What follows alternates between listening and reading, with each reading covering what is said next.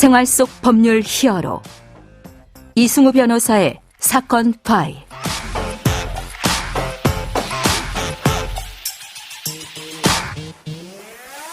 안녕하세요. 이승우 변호사입니다. 각종 사건 사고에서 여러분을 구해드리겠습니다. 오늘 열어볼 사건 파일은 연구비 보조금 관련 사건입니다.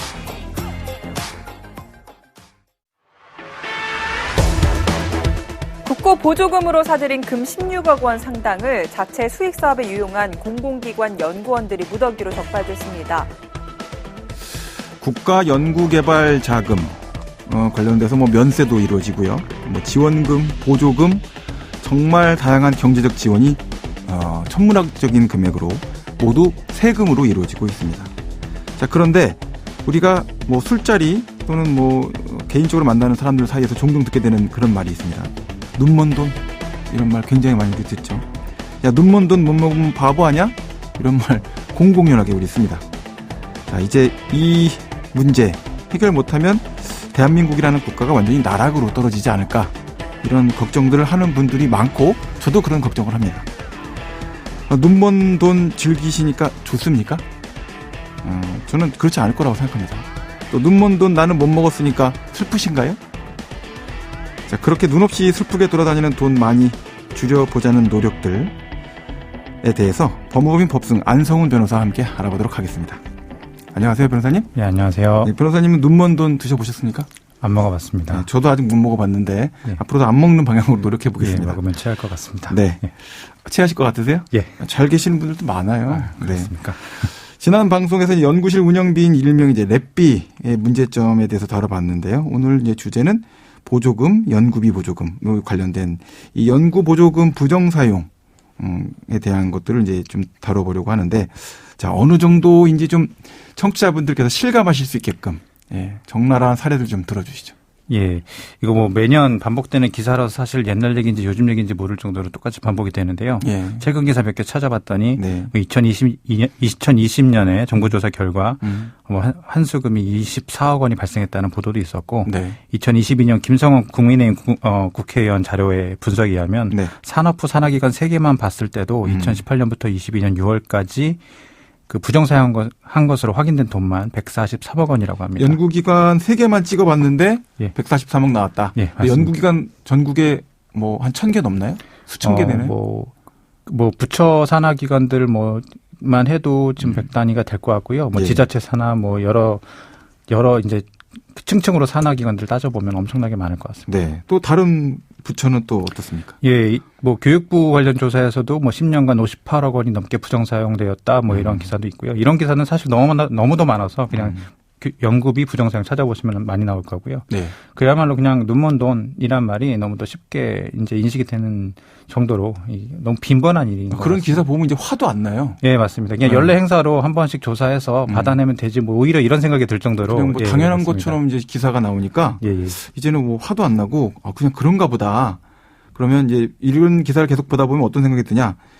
산하 연구기관 다닌다 그러면 부정 사용하시는 분들인가 이런 느낌이 들 정도로 안 그러신 분들이 많을 텐데. 네, 그렇습니다. 당연히 믿어도 되나? 이런 생각만 들고 그렇거든요. 참 그런 문제가 있는데 그 부정 사용하는 경우에 받게 되는 불이익이 있습니까? 예, 일단은 10년의 범위에서 국가연구활동 참여가 제한되고요. 그리고 유용한 보조금이 환수되는 것은 물론이고 보조금의 5배 범위에서 제재 부과금도 부과될 수가 있습니다. 이 처분들이 다 병과될 수 있기 때문에 당연히 엄청난 페널티가 되고요. 형사처벌도 될 수 있는데 사기나 보조금관리법 위반 또 횡령이 문제되기도 합니다. 왜냐하면 보조금은 용도가 그 사용 목적이 엄격히 제한된 금원이기 때문에 임의로 소비하면 횡령죄가 성립할 수도 있는 것이죠. 예. 자, 그렇게까지 연구보조금 부정사용에 대해서 불이익이나 행정처분 도 있고 여러 가지 형사처벌까지 받고 있는데 어떤 분들 보면 연구비가 없어서 연구가 안 된다.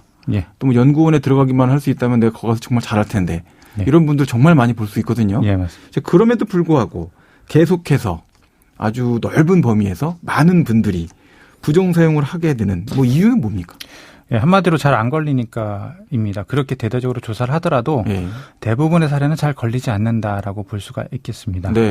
왜냐하면 일단은 보조금이라는 것의 특성도 있고요. 그리고 전문성이라는 방어막도 있고 여러 가지 층층이 방어막들이 있기 때문에 대개는 잘 안 걸린다. 그러니까 하지만, 뭐 문제가 있을 수 있는 가능성이 높고 심증은 가지만 예. 전문성의 범위 내에 들어가 있기 때문에 예, 맞습니다. 그거를 불법이다라고 단정짓기 어려운 선에서 끝나는 경우들도 많다. 예. 이런 얘기군요. 예. 그리고 보조금의 특성상 공공사무에 위탁을 줘서 하는 경우나 공공기관이 스스로 용역을 이제 대가로서 받는 경우와 달리 예. 이제 돈만 맞춰서 성과만 내면 된다. 그냥 돈 맞춰서 우리한테 보여주기만 하면 더 이상 사실은 구체적으로 평가하지 않는 그런 관행들도 있기 때문에 사실은 잘 걸리기가 어렵습니다. 아주 노골적으로 허위 계산서가 걸린다든지 아니면 물건이 아예 큰 물건이 걸린다든지 하지 않는 이상은 사실 걸리지 않고 대대적으로 정기 조사나 이런 조사에서 몇 케이스로 걸리지 않으면 또 넘어가는 경우도 있고 하다 보니까 그럴듯하게 보이게끔 넘어갈 수 있게끔 만들어 놓고 넘어가는 사건들까지 고려하면 이거보다 더 많을 건데. 예, 그 범위는 엄청 그거를 지금 사실은 고려할 수 있는 수준이 안 되는 상태에서 예. 아주 명시적으로 걸릴 만한 것들만 체크했을 때도 이렇게 걸리는 거다. 예, 그렇게 볼 수도 있다고 생각이 듭니다. 그런 부분들이 있겠군요. 예. 자, 그러면 이 돈 문제에 관련돼서 욕심이 많이 있는 그런 사리사욕을 연구기관에 속해 있는 분들이 이제 뭔가 채우는 이런 구조가 된 건데 좀 구체적인 내용들 좀 상세하게 이어서 알아보도록 하죠.